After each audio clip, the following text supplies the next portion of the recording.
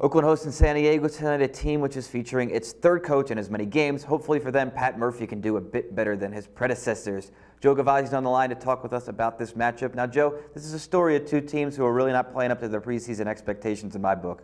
Well, that's exactly right, Matt. And if we look at how they've performed for the year to date, it is well below under expectations, as the Padres, with a revamped lineup, had expected to get to the winning side of the column this year, while Oakland, coming in with the most wins in Major League Baseball, 278 the previous 3 years, was expected to also be a winning team. Let's go inside the OPS numbers, because those are most meaningful, as we proved a month ago in the article on the OPS.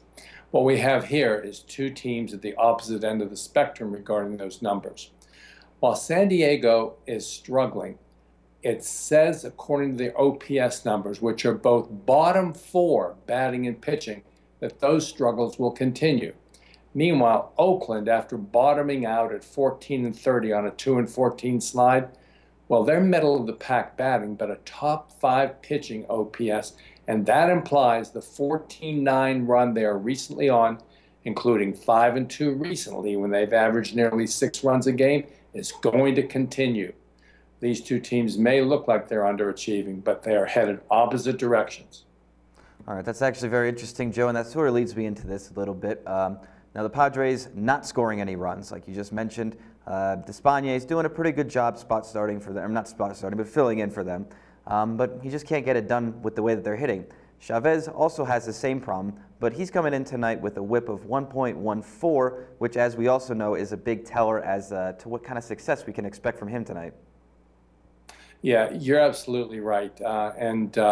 Those are keys here in this matchup.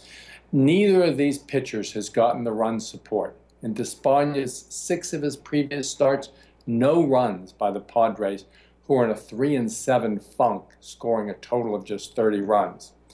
Meanwhile, Chavez has gotten the worst run support of any starter in baseball, a main reason why Oakland has won just 2 of his 10 starts, and yet he's pitched far better than that, as you point out. This run support about to swing around for each of these pitchers, but I think most notably for Chavez, as Oakland is clearly hitting the ball better than the Padres. Absolutely. Now, that whip under 1.5 and the way you're talking about the OPS, how is that affecting your play for tonight, Joe? Well, I think we can comfortably step in with the run line here for one major reason. When Oakland has won this year, they have won big, indicating that this is a team on the rise. In fact, 78% of Oakland victories this year have come by 1 or more runs. With a team who is 31-10 in interleague play on this field recently, I like Oakland on the run line in this situation. Let's lay the runs, take the money, get an underdog winner out of this with Oakland, Chavez over Despaigne.